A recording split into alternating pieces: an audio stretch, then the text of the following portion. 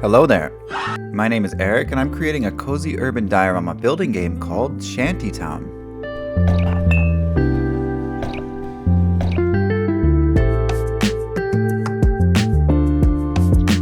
In ShantyTown, you construct little neighborhoods by placing objects down one at a time. But what if? What if the location you were building on had legs and walked around? What is this man talking about? This is the story of why I decided to make my game weird. Again. But first things first, there's actually a demo for ShantyTown available right now on the Steam page. So check out the link in the description. You could be downloading it while finishing this video. Now back to the walking houses. Well, the real humans won't burn quite so fast in there. Why? There are other games out there that have walking houses or walking villages, even my own, so it's not an entirely unique idea. But I'd still say we can classify it as weird. From my untrained solo developer's perspective, there are three main reasons why I can see making a weird game is beneficial. First, to have unique gameplay. Second, to create eye-catching visuals. Third, because it's just fun to experience. And the fourth is probably because I just can't help myself. I will do what I must.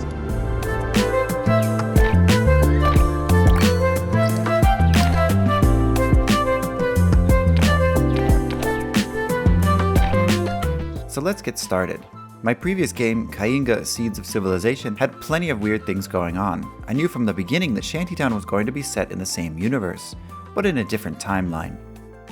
And I initially thought I was going to be very subtle with it, but then I thought, nah, let's just bring these creatures straight in. I added massive creatures into Kainga just because I thought it would be cool to see them walking around and to be able to build on them. What came along with that poorly thought out plan was a massive amount of technical problems to make them work properly. And as if I hadn't learned anything, I decided to do it all again. I even remodeled, re-rigged, and recreated the same creature, known as the Walker, into ShantyTown's art style. I added some smooth shading and textureless colors, and it fits right in. Previously, I'd used procedural animations to give this creature a dynamic walk cycles, and I thought I'd do it again that way. This takes advantage of the inverse kinematic system, and it really takes some time to get everything right. Look how they massacred my boy. But once you have the right values, it works pretty well.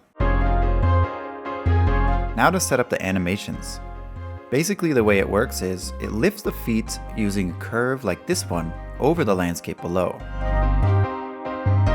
And then we set up a system so it alternates feet one at a time. And that's pretty much good enough.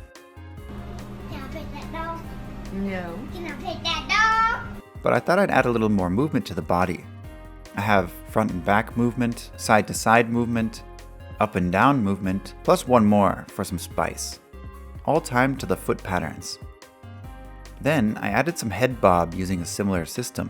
Altogether, I think it looks pretty good. Finally, the hard part, letting players build on top of the moving creature in an intuitive way. I decided to start testing placement on a moving object with this angled barge at first. Let's increase the wobble for dramatic testing. Well, this whole maneuver's gonna cost us 51 years! Basically, if you tried to place objects normally, it just doesn't work. What the hell is that? So I have to do some extra calculations to extrapolate the current location and rotation of the object you're placing based on the barge's angle. The object only readjusts its location when your mouse moves, and this feels very intuitive. When you place the object, it attaches itself and rotates with it, and that already works pretty well.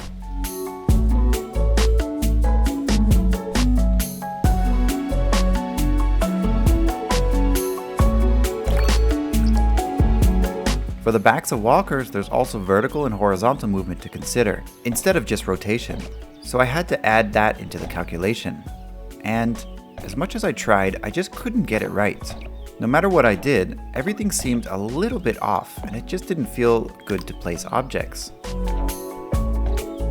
The idea of being able to build on this wobbling creature is a lot of fun, so I carried on, with faith that eventually I would figure it out.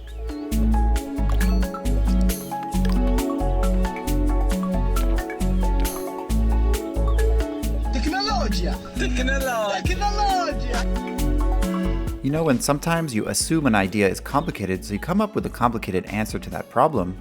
Well, that's pretty much what I did. I had assumed that I'd have to calculate the angle of the move distance in X, Y, and Z, and then redistribute that information back to the object that was being placed in your hand. So a grid which has snapping angle and position to be at in the update moment. Otherwise, that becomes directional calculation. I'm living in a cuckoo clock. And I tinkered with this for weeks, but in the end, the solution actually came to me in a dream. Hey, you. You're finally awake.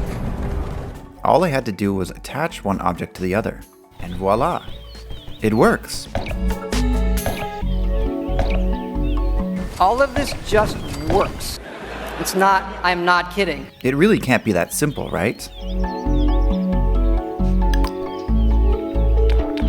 Of course, I had to add all the items with physics to emphasize the wobbliness.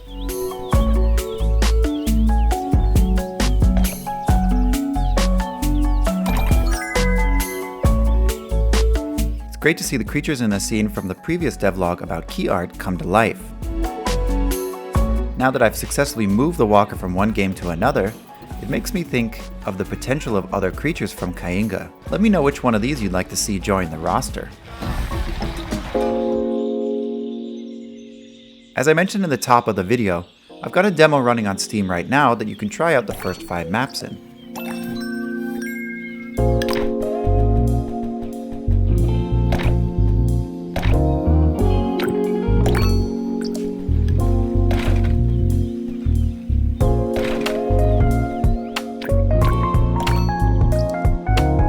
Please join the Discord as well and share your thoughts. At this time, I'm really looking for feedback. Now that the demo's public, as a solo dev, it really helps. If you want to go a bit further, you can also sign up for the playtest, where I'll be periodically adding more and more people to try different maps and try to help balance and explore different areas.